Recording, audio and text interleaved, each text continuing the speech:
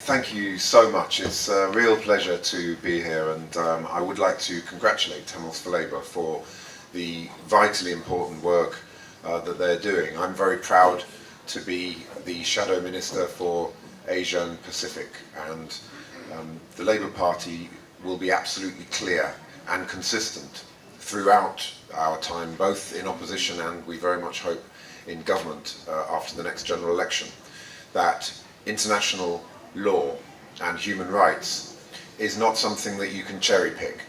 International law and human rights is not something that applies in some countries less than in others, or in some countries more than in others. It is, by definition, universal. We cannot ever make excuses or make exceptions. When we see human rights being violated, when we see the international rule of law being broken, we will call it out, and we will seek concrete and tangible action to make sure that the British government stands up for those rights and those values, and stands up for, in this case particularly, the Tamil people. It is a scar on the conscience of the world that we still don't have clarity on what has been happening. We haven't got clear mechanisms for accountability, and we are pushing the UK government at every single opportunity that we have to take the action that they need to take.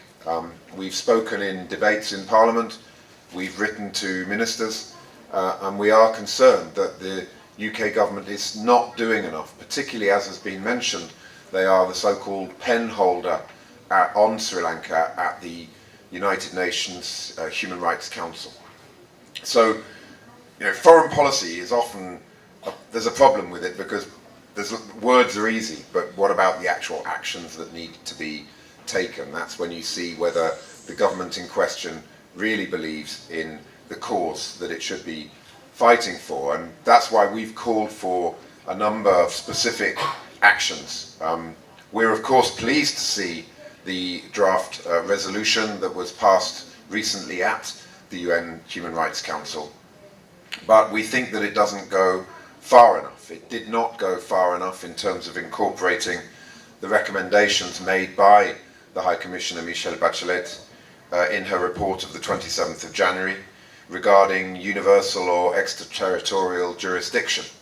So we believe that those who are guilty of perpetrating these atrocities against the Tamil people, if and when they leave Sri Lanka, it should be possible for the international community to apply a so-called red notice on them, to bring them to justice, to bring them through universal and extraterritorial jurisdiction to justice. We think that the UK government should be pushing much harder for that, and it's disappointing that it's not in the resolution. We've asked the British government whether they even asked for that to be in the resolution, and we still have not received an answer to our question. We think that the evidence gathering mechanism in the resolution is a step in the right direction, but we do not understand why it isn't based on the so-called triple IM mechanism, fully fledged international independent investigative mechanism. Why did the British government not insist on that being in the resolution? We feel that there's a very clear case for referring senior members of the Sri Lankan military to the International Criminal Court. We haven't seen any explanation for why the government hasn't included a recommendation like that in the resolution. We know, of course, that the United Nations in many ways is paralysed by the vetoes of China and Russia in particular. But surely we're not going to allow British foreign policy to be dictated by the position of two authoritarian regimes in the UN Security Council. It's vitally important that we stand up for our values and our principles, and we believe that even if the resolution for the ICC were to be vetoed, it would be a very important statement by the international community that we believe that this is what should happen. There's also nothing in the resolution about human rights defenders. There are human rights defenders who are putting their lives on the line in Sri Lanka. and there's nothing from the Foreign Commonwealth and Development Office about what we're doing to support and defend those very brave people. The timeline is far too long. Reporting back in 18 months is far, far too long. We have the facts, we have the evidence, we know that atrocities have been perpetrated. Why are we giving the Sri Lankan government such a long period of time just for them to build up more excuses and obstruction and obfuscation? So we think it's absolutely vital that that timeline be shortened, and it's not really clear to us why the government hasn't done that. There's so much more that the government should be doing. I have written to them specifically saying that General de Silva should be subject to Magnitsky sanctions. I've sent a very long letter with several pages of evidence that we have, much of it in the public domain, about why General de Silva is so clearly somebody that should be on the Magnitsky list. I still have not received a clear explanation from the British government on that point. Big question for me around why the British Ministry of Defence has a defence attache in Colombo, who is apparently working actively with the Sri Lankan military. Now that is something that doesn't require the UN Security Council, it doesn't require countless resolutions, it is completely in the gift of the British government to do the right thing and to withdraw that military attache unless there is very clear evidence that military attache is doing work that is contributing to the cause of human rights and the protection of people, not aggression towards them.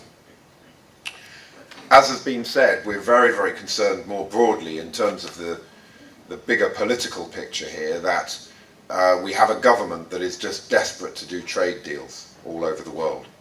And that desperation to do trade deals is creating a mindset which is throwing human rights under the bus. And that is a broader concern that we have. So we've pushed the UK government on the question of A, are they thinking of doing a trade deal with Sri Lanka? But B, what about the fact that we've left the European Union was supposed to be to enable us to take back control. Well, when we were in the EU was trading with Sri Lanka on the basis of the generalised system of preferences. Now we've come out of the EU, we should actually be removing ourselves from the generalised system of preferences in terms of trade with Sri Lanka. So what I really wanted to say is that we believe that foreign policy should be about tangible action, not words. Words are cheap, words are easy. This is about actually taking action. Sometimes that action involves a political cost or a commercial cost, but we can never value commerce and day-to-day diplomatic engagement and politics over our values and our human rights. We can never sacrifice those values on the altar of doing deals with governments that we should simply not be doing deals with, almost being prepared to reward them for perpetrating atrocities against the Tamil people. So I bring you greetings from Lisa Nandi, our Shadow Foreign Secretary.